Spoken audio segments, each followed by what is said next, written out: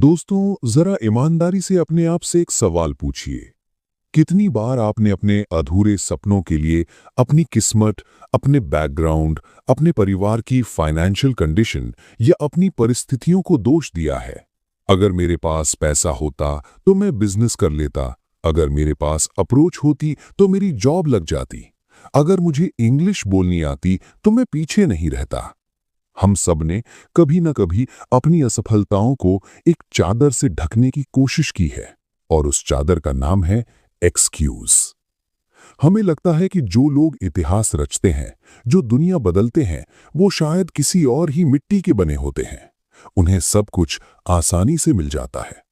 लेकिन क्या हो अगर मैं आपसे कहूं कि दुनिया के सबसे बड़े विजनरी और सबसे पावरफुल लीडर्स वो नहीं थे जिन्हें विरासत में कुछ मिला था, बल्कि वो थे जिनके पास खोने के लिए कुछ भी नहीं था। आज की इस वीडियो में हम किसी आम सेल्फ हेल्प बुक की बात नहीं करेंगे। आज हम एक ऐसी किताब के पन्ने खोलेंगे जो भारत के एक साधारण से अखबार बेचने वाले लड़के के मिसाइल मैन और फिर राष्ट्रपति बनने की कहानी है।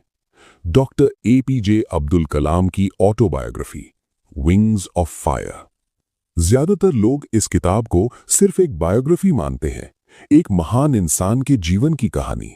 लेकिन अगर आप इसे साइकोलॉजिकल और फिलोसॉफिकल नजरिए से पढ़ेंगे तो आपको समझ आएगा कि ये किताब असल में दी अल्टीमेट माइंडसेट मैनुअल है। ये सिखाती है कि जब दुनिया आपको आपकी औकात याद दिलाए, जब आपके पास रिसोर्सेज जीरो हों और जब आपके सबसे बड़े सपने आपकी आंखों के सामने टूटकर बिखर जाएं, तब अपने दिमाग को कैसे प्रोग्राम करना है ताकि आप राख से भी उठकर आसमान छू सकें। रुकिए, यहां एक गहरी बात छुपी है। हम सब अपनी जिंदगी में एक इनविजिबल सीलिंग के नीचे जीते हैं। सोसाइटी हमें बचपन से बता देती है कि हमारी हदें क्या है। एक मिडिल क्लास इंसान का बच्चा सोचता है कि उसकी जिंदगी सिर्फ ईएमआई भरने और 9 से 5 की जॉब में कट जाएगी। ये सोच बाहर से नहीं आती, ये एक मेंटल कंडीशनिंग है। लेकिन विंग्स ऑफ फायर इस कंडीशनिंग को हथौड़े की तरह तोड़ देती है। अगर आप इसे बीच में छोड़ देते हैं तो आप फिर से उसी दुनिया में लौट जाएंगे जहां किस्मत को दोष देना सबसे आसान काम है। लेकिन अगर आप इसे अंत तक सुनते हैं तो आज आपके अंदर एक ऐसी आग जलेगी जो आपके हर डर, हर बहाने और हर इनसिक्योरिटी को जलाकर राख कर देगी। अगर आप इस ट्रांसफॉर्मेशन के लिए तैयार हैं तो हिंदी ऑडियो बुक चैनल को अभी सब्सक्राइब कर लीजिए, क्योंकि यहां हम सिर्फ कहानियां नहीं सुनाते, हम आपके सोचने का तरीका बदलते हैं। तो चलिए उड़ान भरते हैं विंग्स ऑफ फायर के इस गहरे सफर पर। नियम 1, आंतरिक वातावरण की शक्ति, बाहरी गरीबी बनाम भीतर की अमीरी। सक्सेस का सबसे बड़ा मिथ ये है कि आपको कामयाब होने के लिए एक परफेक्ट माहौल चाहिए। अच्छे स्कूल, अमीर पेरेंट्स, हाई क्लास सोसाइटी। लेकिन डॉक्टर कलाम की कहानी रामेश्वरम के एक बहुत ही साधारण और गरीब परिवार से शुरू होती है। उनके पिता कोई पढ़े लिखे इंसान नहीं थे। वो सिर्फ एक नाविक यानी बोट ओनर थे जो मछुआरों और तीर्थयात्रियों को समुद्र पार कराते थे। बाहर से देखा जाए तो कलाम के पास कुछ नहीं था, ना बिजली, ना अच्छी किताबें, ना कोई बड़ा गाइडेंस। लेकिन कलाम कहते हैं कि इंसान का असली एनवायरनमेंट बाहर नहीं, उसके घर के अंदर होता है। कलाम के पिता ने उन्हें दुनिया की सबसे बड़ी दौलत दी थी, एक शांत और मजबूत मेंटल फाउंडेशन। हम अक्सर अपने बच्चों को या खुद को डराते हैं, कंपटीशन बहुत है, तुम फेल हो जाओगे, संभल कर चलना। लेकिन कलाम के पिता ने उन्हें कभी डरना नहीं सिखाया। जब छोटी उम्र में कलाम आसमान में उड़ते हुए पक्षियों को देखते थे और कहते थे कि मैं भी एक दिन उड़ना चाहता हूं, तो उनके अनपढ़ पिता ने उन्हें उनकी औकात याद नहीं दिलाई। उन्होंने उस सपने को हवा दी। रुकिए, यहां एक गहरी बात छुपी है। आज की दुनिया में लोग अपने आउटर एनवायरनमेंट को ठीक करने में लगे रहते हैं। अच्छा फोन, अच्छे कपड़े, अच्छा ऑफिस, लेकिन उनका इनर एनवायरनमेंट पूरी तरह से केओस और डर से भरा हुआ है। कलाम कहते हैं कि जो इंसान भीतर से अमीर है, जिसके पास स्पिरिचुअलिटी, डिसिप्लिन और ऑनेस्टी है, उसे दुनिया की कोई बाहरी गरीबी रोक नहीं सकती। कलाम बचपन में सुबह 4 बजे उठते थे, नहाकर अपने पिता के साथ नमाज पढ़ते थे, फिर रामेश्वरम स्टेशन पर जाकर न्यूज़पेपर के बंडल उठाते थे और उन्हें घर घर बांटते थे। उसके बाद स्कूल जाते थे। क्या उनके पास कोई मोटिवेशनल स्पीकर था? क्या उन्होंने कोई प्रोडक्टिविटी हैक वाली किताब पढ़ी थी? नहीं, उनके पास बस एक चीज थी, पर्पस। जब आप ये समझ लेते हैं कि आपकी बाहरी स्थिति आपकी आंतरिक स्थिति को तय नहीं कर सकती, तब आप असल में आजाद हो जाते हैं। अगर आज आपके पास पैसा नहीं है, सही गाइडेंस नहीं है, तो रोना बंद कीजिए। अपनी स्पिरिट को इतना मजबूत बनाइए कि मुश्किलें आपको एक ट्रेनिंग ग्राउंड लगने लगें। कलाम ने अपनी कमियों को अपना एक्सक्यूज नहीं, अपना फ्यूल बनाया। और जो इंसान अपने दर्द को फ्यूल बना ले, वो एक दिन रॉकेट जरूर लॉन्च करता है। नियम 2, अस्वीकृति ही पुनर्निर्देशन है। जब सबसे बड़ा सपना टूट जाए। जिंदगी में हम सबका एक ऐसा सपना होता है जिसे हम किसी भी कीमत पर पूरा करना चाहते हैं। हम उसके लिए दिन रात मेहनत करते हैं, अपनी पूरी जान लगा देते हैं, और फिर एक दिन वो सपना हमारी आंखों के सामने टूट जाता है। क्या होता है उस वक्त? इंसान अंदर से पूरी तरह बिखर जाता है। उसे लगता है कि उसकी जिंदगी खत्म हो गई है। लोग डिप्रेशन में चले जाते हैं, किस्मत को कोसने लगते हैं और कुछ तो हार मानकर अपनी जिंदगी से ही समझौता कर लेते हैं। लेकिन विंग्स ऑफ फायर हमें इंसानी साइकोलॉजी का सबसे पावरफुल शिफ्ट सिखाती है, रिजेक्शन को रीडायरेक्शन में बदलना। डॉक्टर कलाम का सपना कभी साइंटिस्ट बनना या मिसाइल बनाना नहीं था। बचपन से लेकर जवानी तक उनका सिर्फ एक ही सपना था, आसमान में उड़ना। वो इंडियन एयरफोर्स में एक फाइटर पायलट बनना चाहते थे। उन्होंने देहरादून में एयरफोर्स सिलेक्शन बोर्ड का एग्जाम दिया। वो पूरी तरह तैयार थे, लेकिन जब रिजल्ट आया तो सिर्फ 8 लोगों को सिलेक्ट किया गया और कलाम का नंबर मेरिट लिस्ट में 9वां था। सिर्फ एक कदम, सिर्फ एक रैंक की वजह से उनका जिंदगी भर का सपना टूट गया। जरा इमेजिन कीजिए उस लड़के की मेंटल स्टेट, जो रामेश्वरम की गलियों से उड़ने का सपना लेकर इतनी दूर आया था और अब खाली हाथ खड़ा था। कलाम अंदर से टूट चुके थे। वो निराश होकर ऋषिकेश की सड़कों पर भटक रहे थे। उनके दिमाग में हार का दर्द गूंज रहा था। रुकिए, यहां एक गहरी बात छुपी है। हम सब अपनी जिंदगी में कभी ना कभी इसी देहरादून वाले मोड़ पर खड़े होते हैं। कोई यूपीएससी के इंटरव्यू में बाहर हो जाता है, कोई अपने बिजनेस में बैंकरप्ट हो जाता है, किसी का प्यार उसे छोड़कर चला जाता है। उस वक्त हमारा दिमाग हमें कहता है, मैं फेलियर हूं, मैं किसी लायक नहीं हूं। लेकिन ऋषिकेश में कलाम की मुलाकात स्वामी शिवानंद से हुई। स्वामी जी ने कलाम की आंखों में वो गहरी निराशा देखी और एक ऐसी बात कही जिसने कलाम की पूरी साइकोलॉजी बदल दी। स्वामी जी ने कहा, तुम्हारी ये इच्छा पायलट बनने की पूरी नहीं हुई। इसका मतलब ये है कि तुम्हारी नियति कुछ और है। इस रिजेक्शन को एक्सेप्ट करो और आगे बढ़ो। शायद यूनिवर्स ने तुम्हें उड़ने के लिए नहीं, बल्कि दूसरों को उड़ाने के लिए चुना है। यही है द पावर ऑफ परसेप्शन। जो लोग मेंटली स्ट्रांग होते हैं, वो रिजेक्शन को पर्सनल अटैक की तरह नहीं लेते। वो ये नहीं कहते, मेरे साथ ऐसा क्यों हुआ। वो कहते हैं, मुझे ये रास्ता बंद मिला है, तो यकीनन मेरे लिए कोई इससे भी बड़ा रास्ता खुला होगा। सोचिए, अगर कलाम उस दिन पायलट बन जाते तो वो शायद एक फाइटर प्लेन उड़ाकर रिटायर हो जाते।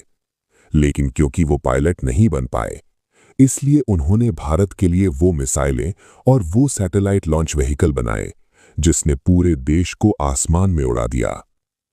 जब जिंदगी आपको आपके सबसे बड़े सपने से दूर कर दे तो घबराइए मत। वो आपको रिजेक्ट नहीं कर रही है, वो आपको अपग्रेड कर रही है। वो आपको उस जगह से हटा रही है जो आपके लिए बहुत छोटी थी, ताकि वो आपको वहां रख सके जहां आप इतिहास रच सकें। जिस दिन आप अपने रिजेक्शंस को यूनिवर्स का डायरेक्शन मानना शुरू कर देते हैं, उस दिन आपको हारने का डर हमेशा के लिए खत्म हो जाता है। लेकिन दोस्तों, जब कलाम ने हार के बाद दोबारा शुरुआत की, तो उनके सामने जो चुनौतियां आईं वो और भी बड़ी थीं, क्योंकि अब उन्हें रॉकेट साइंस सीखना था और उनके सामने थे कुछ ऐसे मेंटर्स जिन्होंने उनके अंदर के ईगो को पूरी तरह खत्म कर दिया। नियम 3, मेंटरशिप की मनोविज्ञान और अहंकार का अंत। गुरु की ताकत और ईगो का अंत। दोस्तों, जब जिंदगी आपका सबसे बड़ा सपना तोड़ देती है, तब आप दो रास्तों पर खड़े होते हैं। या तो आप अपने किस्मत को कोसते हुए एक एवरेज जिंदगी जीने लगते हैं, या फिर आप खुद को पूरी तरह खाली कर देते हैं ताकि कुछ नया सीख सकें। कलाम ने दूसरा रास्ता चुना। जब वो पायलट नहीं बन पाए, तो वो डिफेंस रिसर्च यानी DRDO और फिर स्पेस रिसर्च यानी इसरो में आ गए। लेकिन यहां उनके सामने एक और बड़ी मेंटल चुनौती थी। जब आप किसी नई फील्ड में जाते हैं, तो आपका पुराना ईगो आपको बहुत परेशान करता है। मुझे तो सब आता है, मैं क्यों किसी की सुनूं? ये वो ईगो है जो आज के 90% युवाओं को कुछ नया सीखने से रोक देता है। यहीं पर विंग्स ऑफ फायर हमें इंसानी साइकोलॉजी और सक्सेस का तीसरा सबसे बड़ा रूल सिखाती है, द पावर ऑफ मेंटरशिप। कलाम की जिंदगी में 3 ऐसे लोग आए जिन्होंने उनके अंदर के कच्चे लोहे को आग में तपाकर फौलाद बना दिया। डॉक्टर विक्रम साराभाई, प्रोफेसर सतीश धवन और डॉक्टर ब्रह्म प्रकाश। आज की कॉरपोरेट दुनिया में जिसे हम बॉस कहते हैं, वो अक्सर हमारा सिर्फ खून चूसते हैं।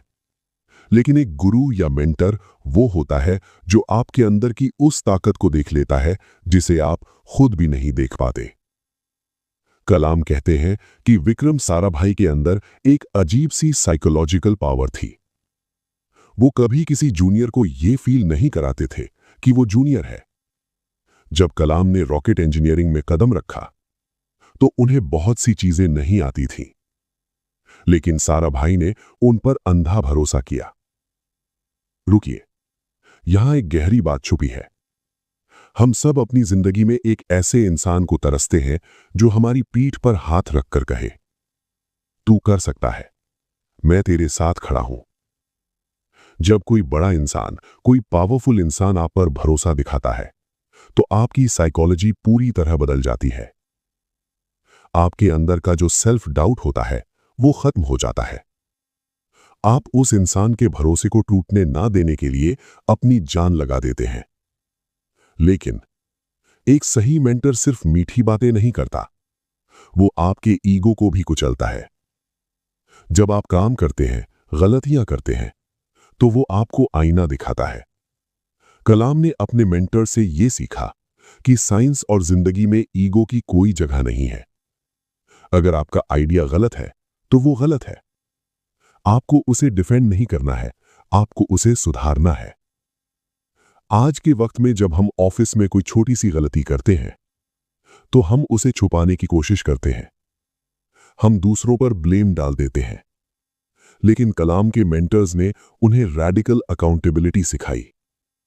और यही अकाउंटेबिलिटी कलाम के जीवन के सबसे बड़े और सबसे डरावने मोमेंट में उनके काम आई। एक ऐसा मोमेंट जहां उनके 10 साल की मेहनत पूरी दुनिया के सामने पानी में डूबने वाली थी। नियम 4, बड़ी असफलताओं को संभालना। SLV3 क्रैश, हार को लीड करना। जिंदगी में छोटी मोटी असफलताएं तो हम सब झेल लेते हैं। किसी टेस्ट में फेल हो गए, किसी इंटरव्यू में रिजेक्ट हो गए, दर्द होता है, लेकिन कुछ दिन बाद हम नॉर्मल हो जाते हैं। लेकिन जरा इमेजिन कीजिए, आप एक प्रोजेक्ट के डायरेक्टर हैं। आपकी टीम ने पूरे 10 साल तक दिन रात खून पसीना एक किया है। आपके देश की सरकार ने उस प्रोजेक्ट पर करोड़ों रुपए लगाए हैं। पूरे देश की मीडिया, पूरी दुनिया की नजरें आप पर टिकी हैं। उल्टी गिनती शुरू होती है। 10, 9, 8, 1 रॉकेट आसमान में उड़ता है। आप खुश होते हैं, लेकिन कुछ ही सेकंड्स बाद रॉकेट का कंट्रोल टूट जाता है और वो सीधे जाकर बंगाल की खाड़ी में क्रैश हो जाता है। ये 10 अगस्त 1979 का दिन था और ये प्रोजेक्ट था SLV-3 satellite launch vehicle. Doctor Kalam इस प्रोजेक्ट के डायरेक्टर थे। सोचिए, उस वक्त कलाम के दिमाग में क्या चल रहा होगा। एक इंसान जिसने अपनी जिंदगी के 10 साल एक मशीन को दे दिए, वो मशीन करोड़ों रुपयों के साथ समुद्र में डूब गई। इसे एक पब्लिक फेलियर कहते हैं, जब आप पूरी दुनिया के सामने नंगे हो जाते हैं और लोग आप पर उंगलियां उठाते हैं। मीडिया ने चीख चीख कर कहना शुरू कर दिया, भारत जैसे गरीब देश को अंतरिक्ष के सपने नहीं देखने चाहिए, ये पैसे की बर्बादी है, कलाम और उनकी टीम इनकेपेबल है। हम और आप होते तो शायद डिप्रेशन में चले जाते, शायद हम घर में बंद हो जाते या नौकरी छोड़ देते। हमारा दिमाग हमें कन्विंस कर लेता कि मैं सच में एक फेलियर हूं। लेकिन यहीं पर विंग्स ऑफ फायर हमें इंसानी साइकोलॉजी का सबसे बड़ा लीडरशिप लेसन देती है। रुकिए, यहां एक गहरी बात छुपी है। जब प्रेस कॉन्फ्रेंस का वक्त आया, जहां मीडिया भूखे भेड़ियों की तरह इंतजार कर रही थी, तब प्रोफेसर सतीश धवन, जो उस समय इसरो के चेयरमैन थे, उन्होंने कलाम को पीछे किया और खुद माइक के सामने आकर खड़े हो गए। सतीश धवन ने मीडिया से कहा, यह प्रोजेक्ट फेल हुआ है और इसकी पूरी जिम्मेदारी मेरी है।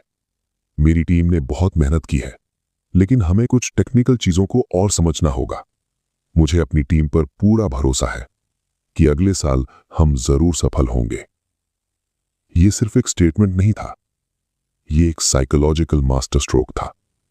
एक लीडर ने अपने नीचे काम करने वाले इंसान का सारा दर्द, सारा ब्लेम और सारा अपमान अपने कंधों पर ले लिया था ताकि उसकी टीम का मोराल ना टूटे। और फिर क्या हुआ? कलाम और उनकी टीम वापस लैब में गए। उन्होंने अपनी गलतियों को ईगो पर नहीं लिया। उन्होंने डेटा चेक किया, सिस्टम सुधारे और ठीक 1 साल बाद 18 जुलाई 1980 को SLV-3 का दोबारा लॉन्च हुआ। इस बार रॉकेट सीधा आसमान का सीना चीरते हुए ऑर्बिट में सेटल हो गया। भारत ने इतिहास रच दिया था। पूरे देश में जश्न का माहौल था। और तब क्या हुआ? जब दोबारा प्रेस कॉन्फ्रेंस का वक्त आया, तो प्रोफेसर सतीश धवन ने खुद को पीछे कर लिया और कलाम से कहा, जाओ, जाकर दुनिया को बताओ कि हमने क्या अचीव किया है। यह सुनकर रोंगटे खड़े हो जाते हैं। जब हार मिली तो लीडर ने जिम्मेदारी खुद ली, और जब जीत मिली तो क्रेडिट अपनी टीम को दे दिया। आज के मॉडर्न वर्ल्ड में लोग हर छोटी जीत का क्रेडिट खुद लेना चाहते हैं और हारते ही दूसरों पर उंगली उठा देते हैं। लेकिन कलाम ने सीखा कि अगर आपको अनस्टॉपेबल बनना है तो आपको हार को गले लगाना सीखना होगा। फेलियर आपको डिफाइन नहीं करता। फेलियर सिर्फ ये बताता है कि अभी कोई ऐसा डेटा है, कोई ऐसा कोड है जो आपको समझ नहीं आया है। जिस दिन आप फेलियर को इमोशनल नहीं बल्कि लॉजिकल तरीके से देखना शुरू कर देते हैं, उस दिन आपकी हार ही आपकी सबसे बड़ी टीचर बन जाती है। नियम 5, फ्लो स्टेट और जुनूनी समर्पण, काम में डूब जाने की खतरनाक कला। जब आप हार को पचाना सीख जाते हैं, तब बारी आती है काम करने की। लेकिन यहां हम नॉर्मल 9 to 5 वाली मेहनत की बात नहीं कर रहे हैं।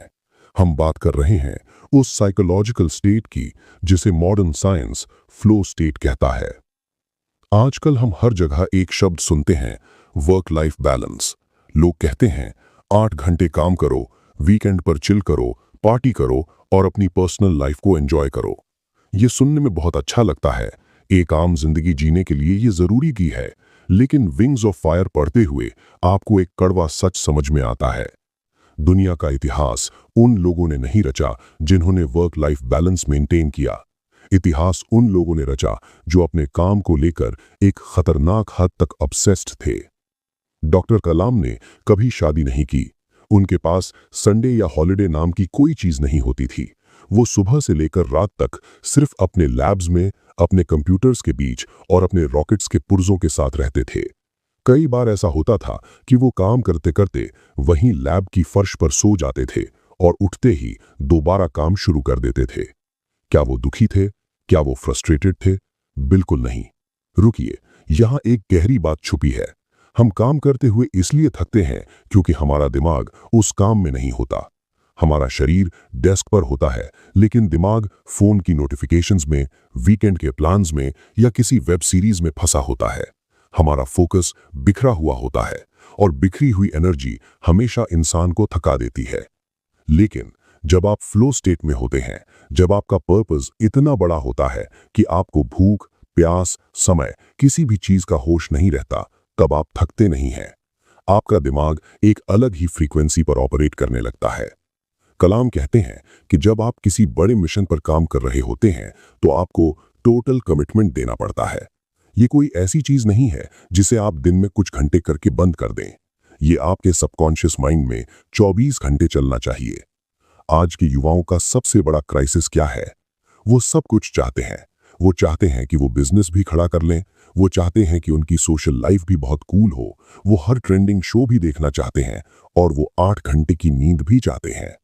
लेकिन डार्क साइकोलॉजी कहती है कि महानता हमेशा सैक्रिफाइस मांगती है। आप एक ही वक्त पर सब कुछ नहीं पा सकते।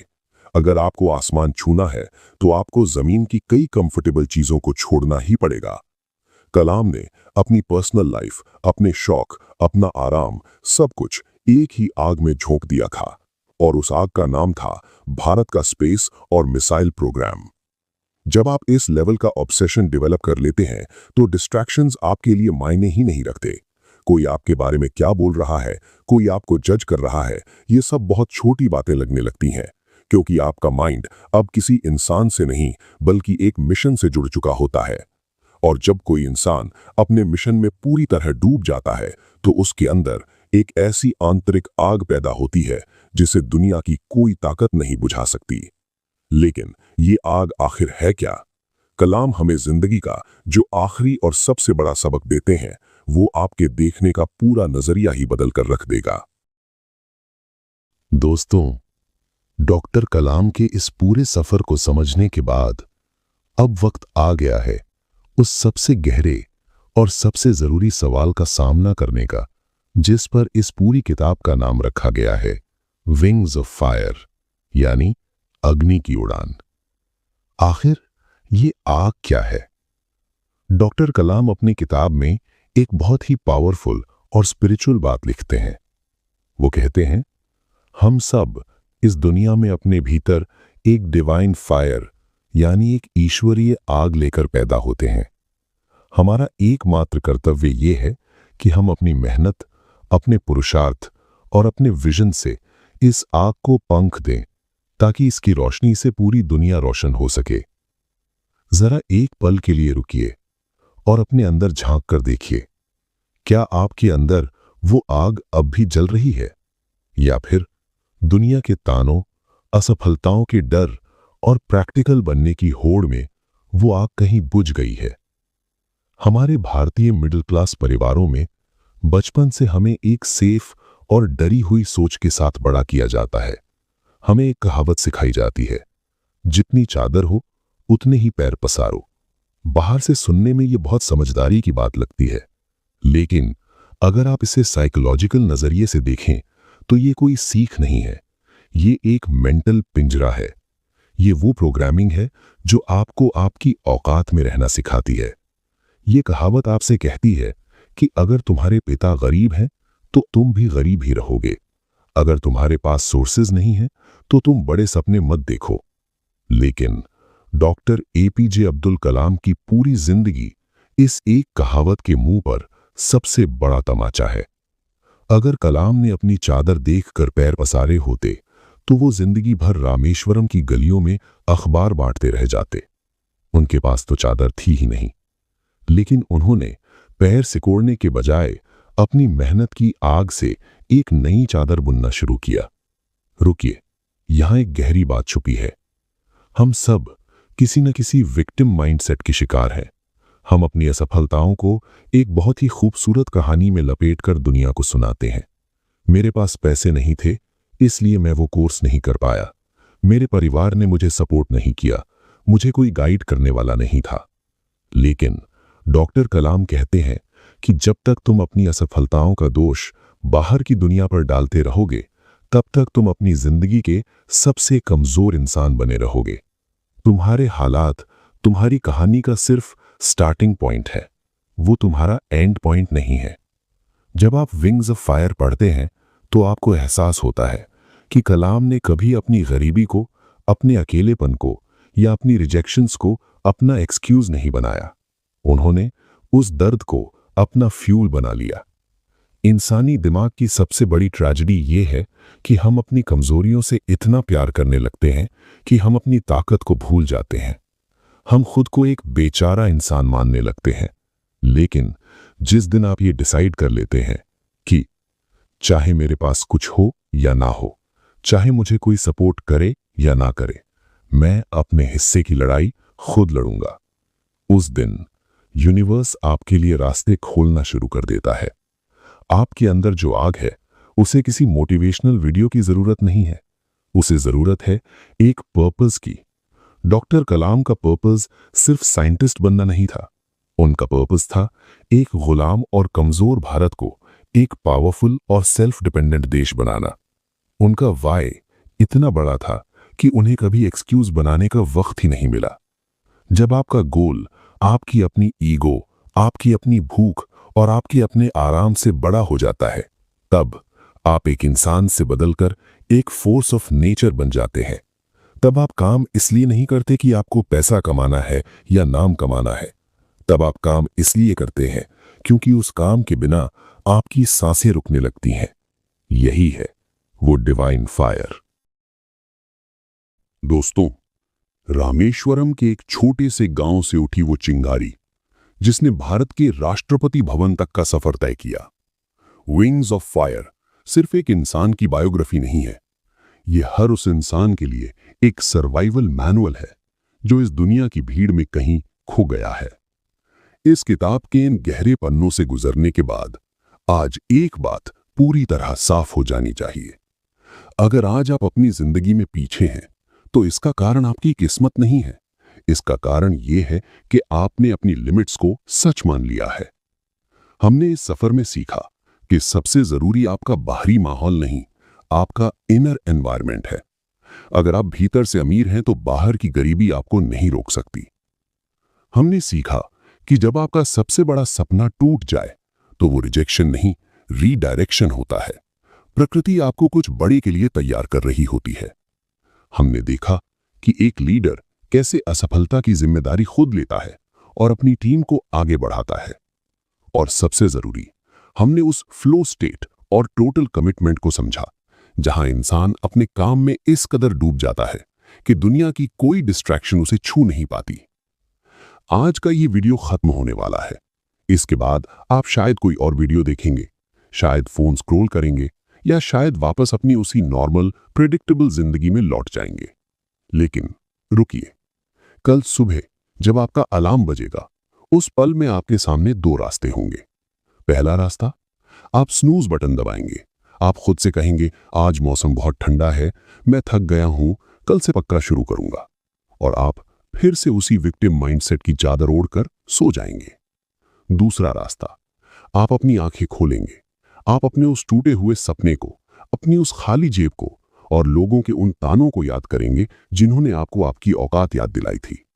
आप उस दर्द को महसूस करेंगे और फिर एक झटके में बिस्तर से बाहर आ जाएंगे। जिंदगी में कुछ भी रातों रात नहीं बदलता।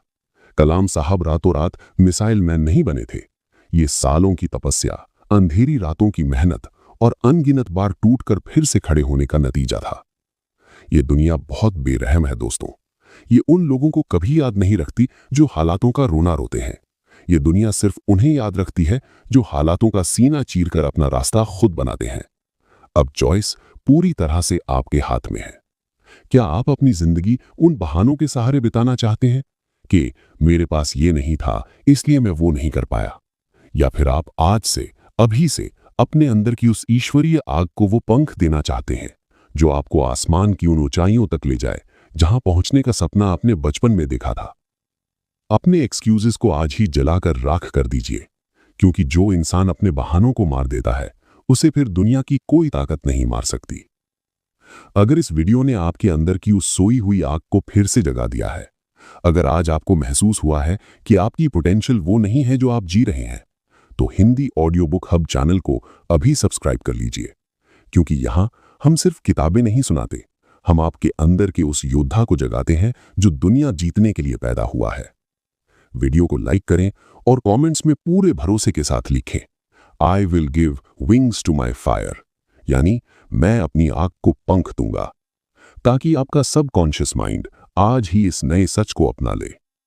मिलते हैं अगली वीडियो में, तब तक के लिए अपने सपनों के लिए लड़ते रहिए। धन्यवाद।